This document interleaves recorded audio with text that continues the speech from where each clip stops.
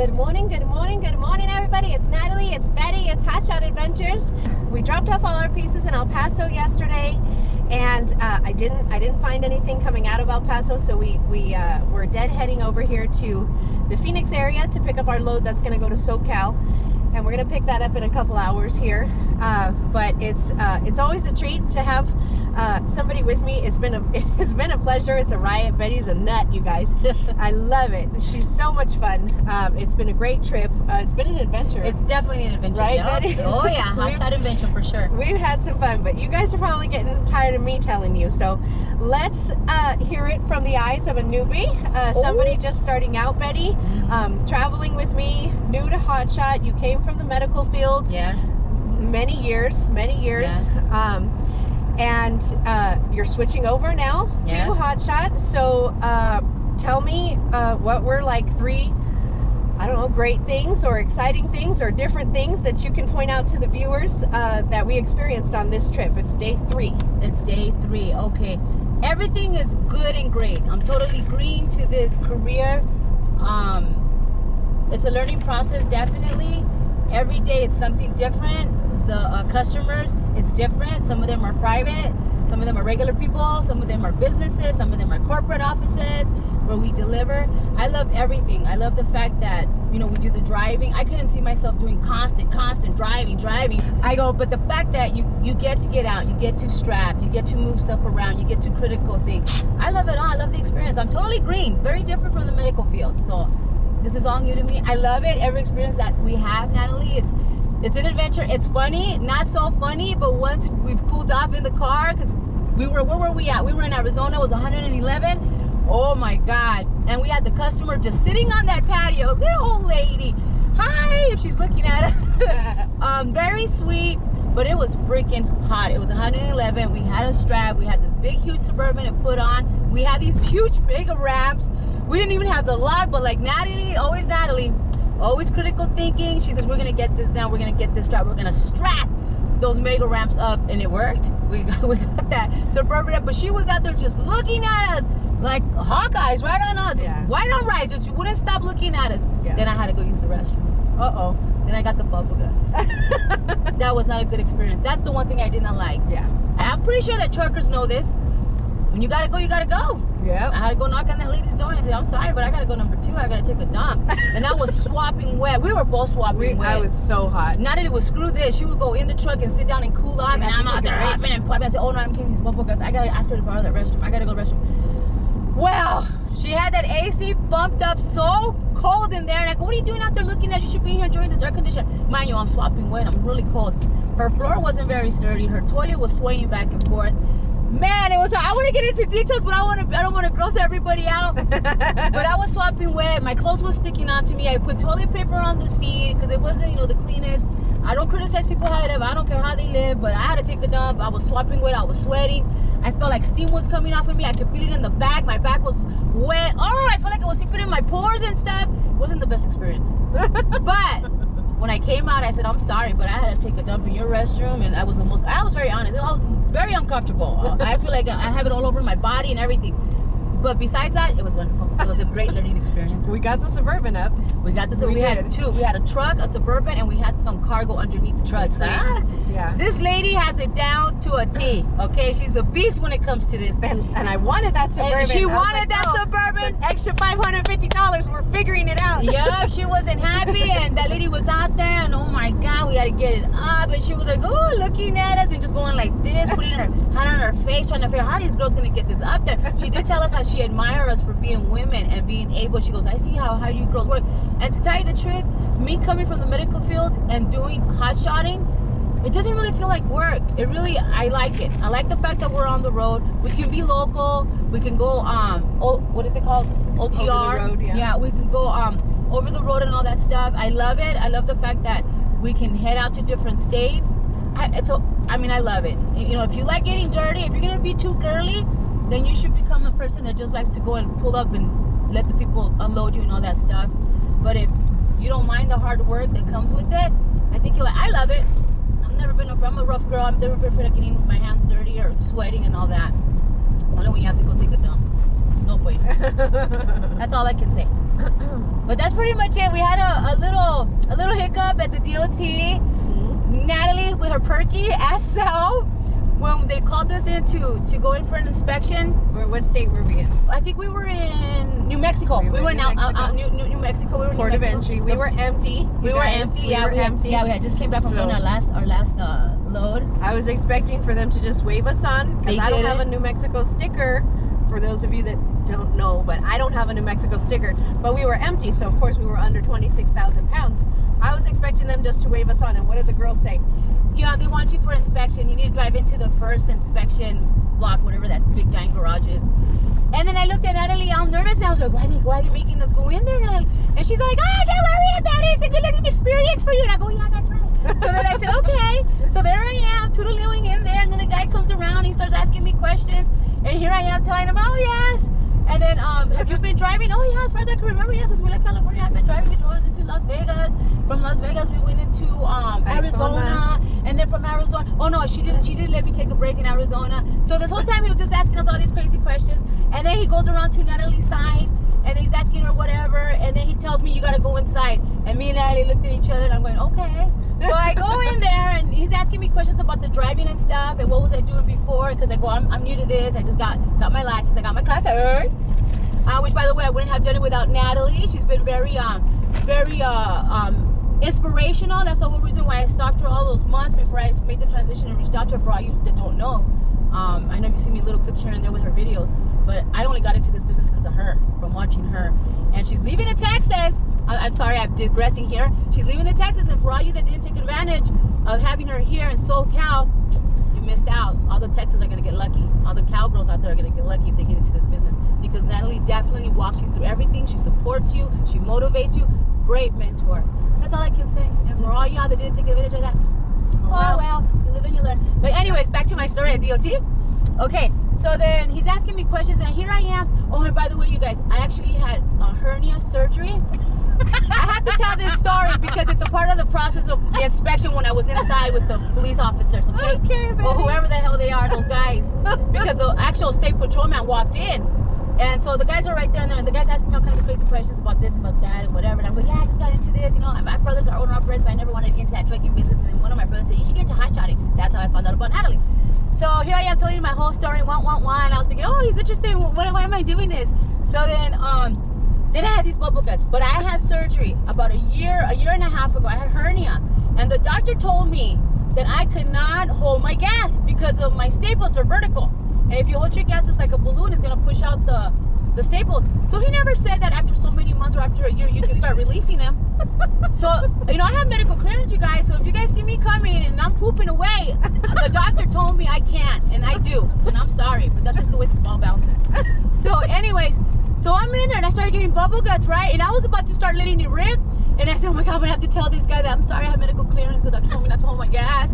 When all of a sudden, the state patrolman comes in, and I hear the walkie-talkie, and the feeling went away. I don't know if the shit bursted inside of me. I do not know. All I know is that the feeling went away, and I said, if I poop, and the state police here's me pooping away, he's probably gonna think I have contraband at my butthole. So, oh my God, the feeling went away, and all of a sudden I felt like I was sinking into the chair. And then the guy goes, okay, go out there, go take a seat. So I go out there, and I'm talking to Natalie, they're asking me all kinds of questions. Oh no, you just wait. So he comes up to us, and he starts saying this, I find it very hard to believe that and I'm looking at the guy. So I'm taking off my glasses, right? And I'm going, well, what's going on? I don't understand. Because we had a beautiful conversation inside. Yeah. I didn't even tell him I was about to poop. So I know it was going good. So then he goes, it's about your ELD or whatever. And then she goes, he goes, do you have paper ELD? And Natalie told me it's very important to have both, either your electric logging device, and you also supposed to have your paper logs. Yeah. So he came, and then he asked her that, and she goes, I sure do. So she whips it out of her binder. She goes, here you go. And he says, yeah, but the only problem is that she's been driving for 3 days.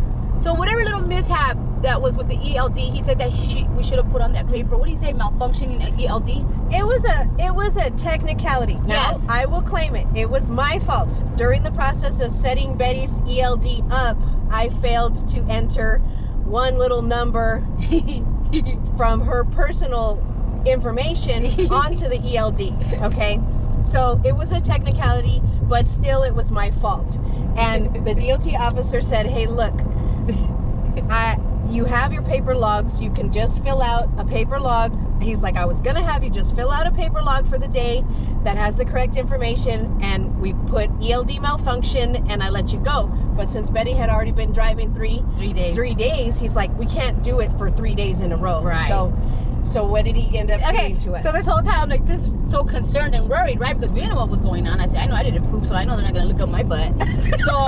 So Natalie, with her, perky self and her flapping her eyelashes, she smiles at him. Well, can't we fix it? And he goes, and he had the camera on, and I went, ooh. So I just kind of like went away over here, and he said, I'm just gonna, give you guys a warning and stuff like that. And he told me to get off the car. He made me sign some paper, no citation, no nothing. But then he said, this is what he said. He goes, I'm gonna go ahead and we're gonna put that you were driving under somebody else's license. And I said, well, Natalie said this was a good learning experience. I don't like it. I don't like it. It's not fun. It's not a good learning experience. This is fraud. Because if you're telling me my license is good and you're telling me that just because of some digit, it was innocent mistake, is it gonna affect her? And he's like, no, it says on the paper, it's not gonna affect her, it's just a warning. So next time you know. And I go, but I just got my license.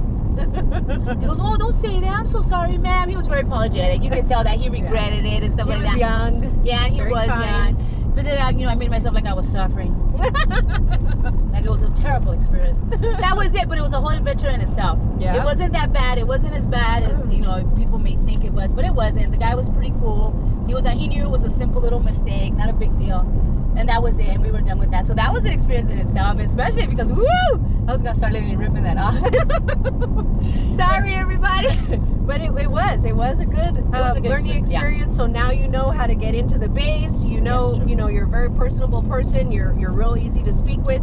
Yeah. You're very honest. You're pro communication. So you're not gonna. I wouldn't expect you to have any issues on your first inspection anyways, but I always see it as such a pro when I'm in this seat and my driver, whoever I'm training, is in that seat and we get an inspection. I'm like, all right, good, because as the new driver is getting inspected, I can be here in a supportive role, to hand paperwork, to explain things, and as well, it's a good learning opportunity. So we together here can ask DOT questions. We can ask them, well, what's going on, what we don't know, or whatever. There's always questions that I like to ask when I'm getting inspected. Sometimes I remember them, sometimes I don't, but I'm always there. I use it as an opportunity to learn something new, even if it means I go away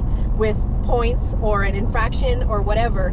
I still try to make it a good learning experience. So I always like that. So to recap, we had 111-degree weather loading a old as shit Chevy Suburban in Bullhead City, I didn't want to say all that because Go ahead and say no. It was an old had clunker. Tape on it. The had bumper tape, was rust, falling off. Tires were shit. Oh my god. All kinds of mess. We got that sucker up. We overcame that in 111-degree weather. Betty took a bad shit in the ladies' private residence. It was horrible. That was the only horrible experience I had. But besides that, we got it done. Yeah. We got down. We got dirty. There's a sticker that I love that Natalie has on her trailers, and I asked her to get me when she got them for me. It says, "Dirty hands, clean money." How you doing? That's it. I love it. That's to all us, blue collar, freaking, in the dirt, in the trenches. I've always been like that. I've always been one to also, get my hands dirty, work hard. Even though me too, I came from an office setting. I've always been in an office all of my career. But it was no problem for me to make this transition, and I don't see it's going to be any issue for you either, Betty. It's fantastic. I mean, we did $4,500 bouncing around basically SoCal, Vegas, Arizona to El Paso. All of our drops in El Paso. We had 4 drops in El Paso. They were all boom, back to back, minutes apart from each other. Minutes. I'm telling you, the farthest one was, I think, 9.7 miles from the next one.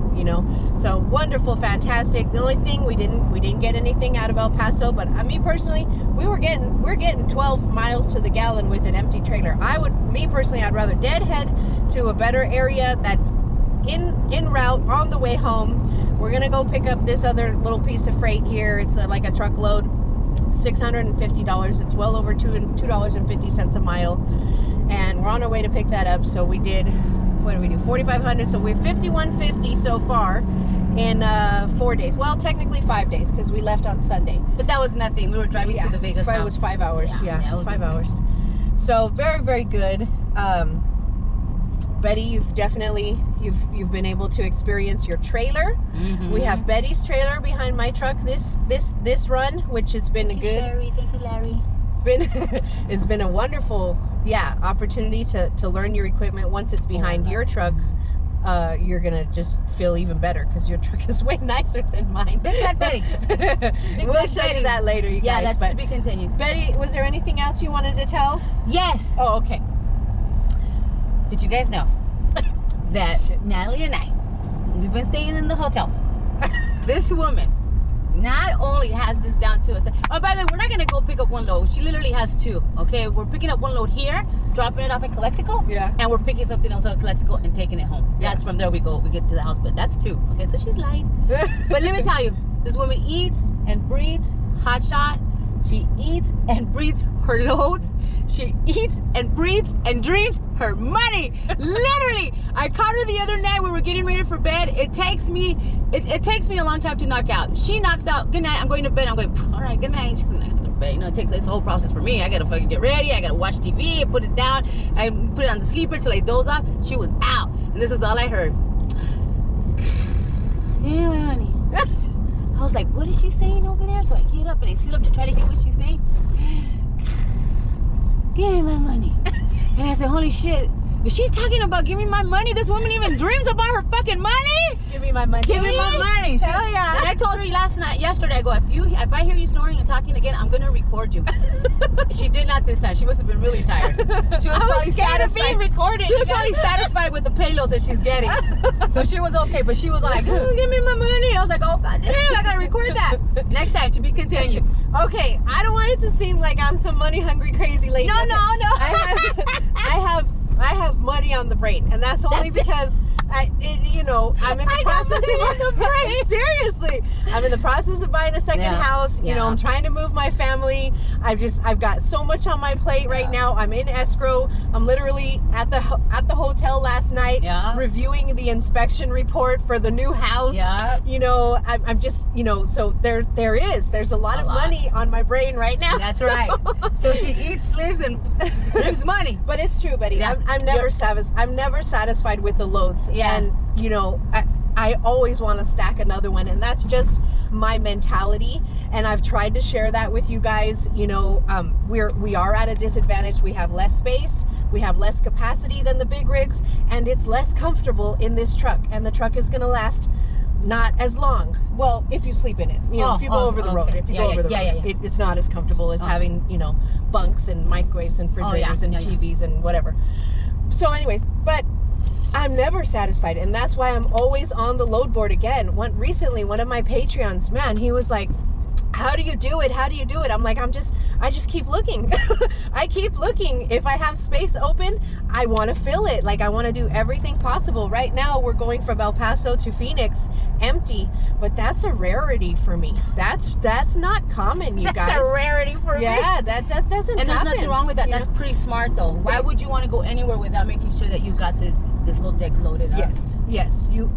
I'm always with that mentality of maximizing your deck space, filling up, maximizing your miles, because at the end of we were talking about that, Betty. I was like, the little $400 load here, the little this here, the little that here, at the end of the week, that can add up to an extra $1,500 at the end of your week.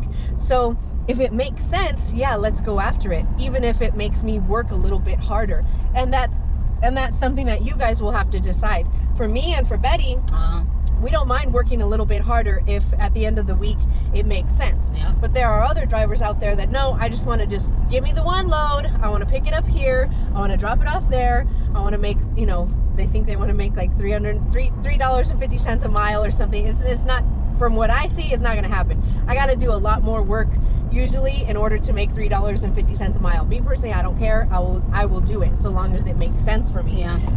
But that's just, yeah. And also, if I'm you're never gonna be out on the road and make that sacrifice to get pulled out of your home state, to get pulled away from your family, Yes. yeah, you better make the best of it. You better be on those load boards. You better be on with your dispatchers. You better be with your direct customers. Take advantage while you're out on the road. Make that money. Absolutely. That makes perfectly sense. If you want to be on that road for 4 days and be home by Friday, Yep. shoot, I want to come back with it. At least 3 other extra loads on my trailer. Yep. Make it worth it if it's gonna pull me away from my family. Yep, and planned out for the next week. That's I'm right. already today's what, Wednesday? I'm planned out for early next week already. And then I was telling Betty, shit, I gotta pack. Like, I haven't even packed one box. Yeah. I'm I'm out That's on the true. road. We're And your mom too. It's yeah. not just you and Lexi. You got to move your mom too. So yeah, there's a lot on your plate. That's true. There's a lot to do. There's a And lot everybody to do. that has families and are moving, and you guys know I can be overwhelming and very stressful. That is Yeah. true. Yeah. But it's an adventure. Oh, it's a continued adventure. I know. Yes. It Oh, is. and by the way, you guys, Friday I go on my first load by myself. Yes. Ah. Yes. So I'm Yep. excited. Betty's gonna do a quick little pickup for me. I say quick. It's not. It's gonna be all day. That's right. But she's gonna go pick up some freight for one of my direct customers and drop it off to that company all by herself. So that'll be in 2 days. We'll be home Thursday, and then she'll be Out. Betty. You're gonna go do that load, and then I'm gonna go reload the other trailer so that I can go up to Northern California next week. And yeah, hopefully we get to have like 5 minutes off over the That's weekend. true. That's true. Maybe 10 if we're lucky. Like sleep in an extra 10 minutes this weekend. It is going to be Labor Day weekend, so but I'll be out on the road. Hopefully you can enjoy it. And yeah, we're just busy bees. We both got a lot of stuff to it's do. never really a time off, because even when you're home, we have other stuff going on besides our families at home. There's other stuff that pulls us away from home, so there's always something. So yeah, we're definitely, time is not on our side. Yeah. All right, well, peace, you guys. You'll be hearing from us some more. Take care. We'll talk to you soon.